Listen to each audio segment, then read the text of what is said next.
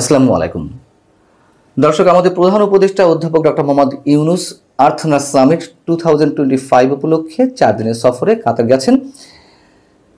তার এই সফরের কোনো বিষয় নিয়ে এর মধ্যে যথেষ্ট সমালোচনা জন্ম দিয়েছে। আমাদের প্রধান উপদেষ্টাকে অসম্মান জানানো হলো কিনা, অথবা অবহেলা করা হলো কিনা, আমাদের দেশকে অসম্মান জানানো হলো কিনা, এরকম নানান প্রশ্ন উঠতে শুরু করেছে এবং এই বিষয়গুলো আরো বেশি সমালোচনার জন্ম দিয়েছেন প্রধান উপদেষ্টার সেই প্রেস সচিব, বহুল আলোচিত সমালোচিত মিস্টার শফিকুল আলম। তিনি তার ফেসবুক পোস্টে সবসময় যা করেন, আগ বাড়িয়ে অতিমাত্রায় কথা বলতে গিয়ে এগুলো মানুষের চোখে পড়েছে আরো বেশি।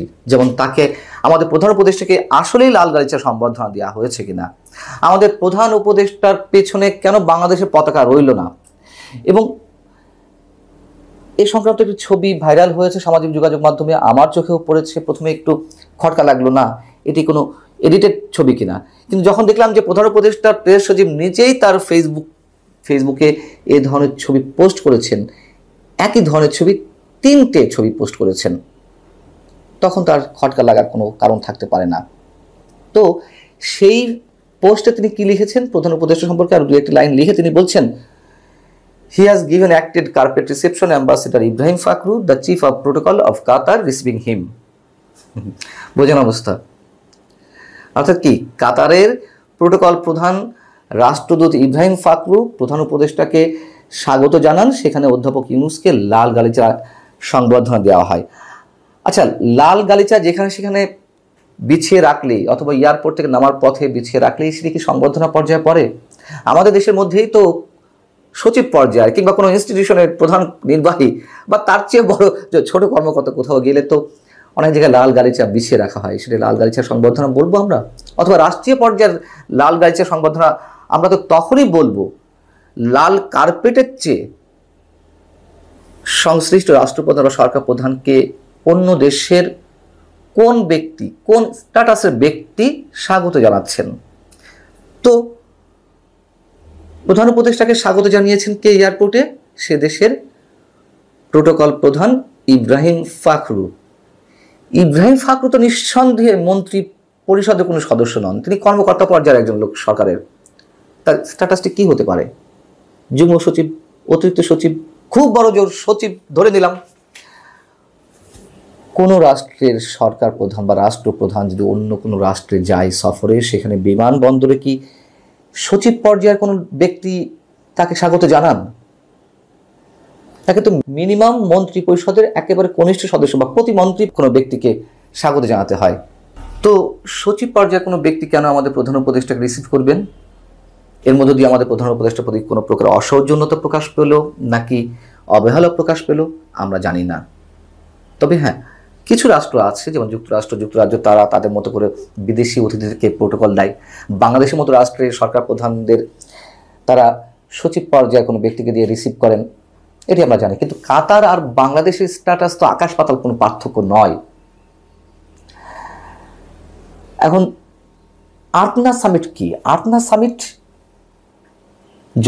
জলবায়ু বিষয়ে এবং আরো কিছু উদ্ভাবনী বিষয়ে বিশ্বের বিভিন্ন দেশে এক্সপার্টরা এক হয়ে আলোচনা করেন এবং পরবর্তী করণীয় সম্পর্কে তারা নানান ধরনের অভিমত দেন। সেখানে আমাদের স্পিকার হয়ে গেছেন আমাদের প্রধান উপদেষ্টা, এবং প্রধান উপদেষ্টার প্রেস উইং থেকে বলা হচ্ছে যে তিনি কাতারে আমিরের আমন্ত্রণ পেয়ে গেছেন। হতে পারে, কিন্তু এটি কি রাষ্ট্রীয় সফর যেটি বলা হচ্ছে? রাষ্ট্রীয় সফরের তো কিছু নর্মস থাকে, সেই জায়গা থেকে প্রশ্নগুলো তুলছি। মিনিমাম একটি বৈঠক হতে হয় ওই রাষ্ট্রের প্রধানের সঙ্গে। কাতারের আমিরের সঙ্গে আমাদের প্রধান উপদেষ্টার বৈঠকটি এখনো পর্যন্ত কনফার্ম নয়, কবে হবে তাও নিশ্চিত নয়, 22 তারিখ বা 23 তারিখ হতে পারে। তাহলে এটি রাষ্ট্রীয় সফর আমরা কতখানি বলতে পারি? এবার আসি পতাকার বিষয়ে। যখন বিমানবন্দর থেকে আমাদের প্রধান উপদেষ্টা নামলেন, বা যে ছবিটি প্রকাশ পেয়েছে সম্ভবত বিমানবন্দরের ভিভিআইপি লাউঞ্জের, দেখা যাচ্ছে যে সে দেশের প্রোটোকল প্রধান ইব্রাহিম ফাখরু বসে আছেন, তার পিছনে কাতারের পতাকা, পাশে বসে আছেন আমাদের প্রধান উপদেষ্টা, তার পিছনে বাংলাদেশের পতাকা নেই। কেন? এটা তো সেই দেশের রাষ্ট্রীয় আচার। এটা তাদের দায়িত্ব। আচ্ছা ধরে নিলাম তারা ভুলে গেছে বা যে কোনো কারণে হয়নি, কিন্তু সেখানে তো আমাদের অ্যাম্বাসি রয়েছে। আমাদের অ্যাম্বাসির দায়িত্বশীল ব্যক্তিরা কী করছিলেন? কেন কারোর মাথাতেই এলো না যে আমাদের পতাকা আমাদের প্রধান উপদেষ্টার পিছনে নেই বা রাখতে হবে? এগুলো ইচ্ছাকৃত ভুল নাকি বিশেষ কোনো অবহেলা আমরা জানি না। তবে এই বিষয়গুলো বেশি করে আলোচনায় আসে ওই যে বহুল আলোচিত সমালোচিত প্রেস সচিব মিস্টার শফিকুল আলমের কারণেই।